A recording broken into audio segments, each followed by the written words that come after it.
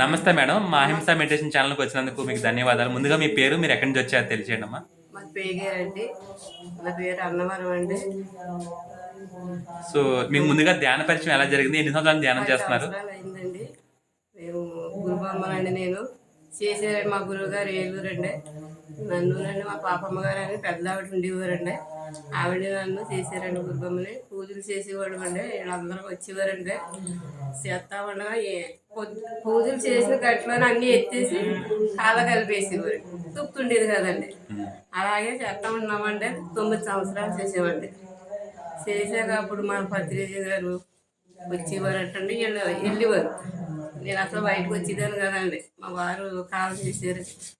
ఇంకా అలా ఉండగా ఎన్నాళ్ళు ఉంటారు మీరు ఇంట్లో అలా కాదనండి. మా గురువమ్మ గారు మా ఫ్రెండ్ వచ్చి నన్ను ఇట్లా బయటికి తీసుకొచ్చారండి నగర సంకేతంతో. అప్పుడు నగర సంకేతం చేసేవాడు మన పాటలు పాడి. వాసుదేవ్ గారేనండి ఏలూరు నుంచి చేశారండి. మళ్ళీ మొండపారు వెంకటేశ్వరరావు వచ్చారు. ఆయన కాలం చేశారు, ఈయన వచ్చారండి మళ్ళీ. అప్పుడు ఆయన దగ్గర ఇచ్చుకున్నామండి. ఆవిడ కాలం చేశారు. ఇంక ఇలాగే ఉంటుంది తుప్పుడు కాదు బాగా చెప్పారు. మా ఫ్రెండ్ పూర్వం గారు ఆవిడ కూడా బయలుదేరింది. ఇంక వీళ్ళు ధ్యానం చేత మొదలెట్టారు కదండి. నేను బాగుంది ఎన్నాళ్ళు చేసాను కానీ తృప్తి లేదనండి. నేను ఇంకా రావడం మొదలెట్టాను. పిరమిడ్ కడతా మొదలెట్టారండి అప్పుడు మళ్ళీ. ఇంకా పిరమిడ్లో రావడం మొదలెట్టారు. మా అమ్మాయి మా అక్కగారు అమ్మ అండి. ఇంక ఇద్దరు ఎక్కడికంటే అక్కడికి వెళ్ళిపోవడం మొదలెట్టామండి. జ్ఞానానికి ఏంటి లారీలకి ఏంటంటే ఎక్కడ పడితే అక్కడికి వెళ్ళి చేసి వచ్చేవాళ్ళు. అంతా బాగుందండి. అలా వచ్చేదని ఒక రోజు మా వారండి పోయారు కదా, అసలు మీరు ఎక్కడున్నారో ఏమయ్యారు నాకు తెలియాలి అని జ్ఞానంలో కూర్చున్నానండి. మా డాబా మీద అండి ఎలుగుబంటిలాగా దొరుకుతున్నారు. ఇదేంటి ఎలుగుబంటిలో దొరుకుతున్నారు, మీకు విముక్తి రాలేదా అని బాధపడ్డానండి. విముక్తి చేయగాక మా భర్త కానీ నేను బాధపడ్డానండి.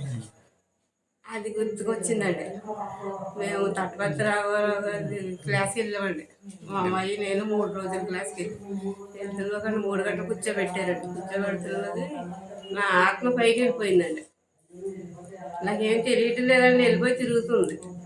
ఇలా క్లాస్ అయిపోయిందండి. చప్పట్లు కొట్టారంట. నాకు మెలకు రాలేదండి. ఇంకా ఎప్పుడు పడుతుందో అని చూస్తా ఉన్నానని పడతలేదు. అప్పుడు మా అమ్మాయి ఇలా కొట్టిందండి. అప్పుడు ఒకసారి వచ్చి పడ్డదండి. ఏంటి ఇలా వచ్చింది అంటున్నకి మాస్టర్ వచ్చారండి తణుకు నుంచి. ఆయన ఇలా అయిందంటే చిసులబాడి అమ్మ పైకి వెళ్తుంది, చాలా బాగుంది, అలా చెయ్యమ్మ అని చెప్పారండి. సరేలేనండి అలాగే చేస్తూ ఉంటానండి. నేను 3 పూటలు 3 గంటలు చేస్తానండి రోజుకి. ఎలాగంటే మెలకు వచ్చేద్దండి. నాకు సత్యం కూడా ఉందండి. బయట తినగానే వాకం తుడుచుకునేటప్పుడు అప్పుడు 5 గంటలకు లేచి నేను 6 గంటల వరకు చేస్తున్నాను. అంత బాగుందండి. అందుకని మీ ఫ్యామిలీ పరంగా మీ పిల్లలు కానీ ఎలాంటి చేంజెస్ మీరు గమనించారు? ధ్యానానికి ముందు, ధ్యానం తర్వాత మీరు చేయడం వల్ల, మీ సాధన వల్ల ఎటువంటి? చాలా బాగుందండి. ధ్యానం చేశాక మరి నాకు తెలిసింది అంటే మా వారిని ధ్యానం చేయబట్టే కదండి తెలిసింది. అలాంటివన్నీ బాగా తెలియజేస్తున్నాడండి. ఇదండి అంతా మంచిగా ఉందండి. థ్యాంక్స్ అండి పిఎంసీ రాష్ట్రాలు అందరూ. అలాగే పత్రి సార్తో మీకున్న అనుభవం ఎప్పుడు కలిసారు? 3 సార్లు కలిసానండి. తణుకులోను, పేకేరులోనండి, కడపలో కలిసానండి, వైజాగ్లో కలిసానండి. మా అమ్మాయి వెళ్ళేటప్పుడు నేను ప్రతి దుఃఖకి వెళ్తానండి. మీకు ఎలా అనిపించింది? చాలా బాగుందండి. అందరూ బాగోవాలి, జ్ఞానంలోకి రావాలి, అందరూ బాగుపడాలని ఆశ కోరుకుంటున్నానండి. థ్యాంక్ యూ అండి. Thank you very much. మీరు మీ అనుభవాలు మాతో షేర్ చేస్తున్నందుకు ధన్యవాదాలమ్మా. Thank you.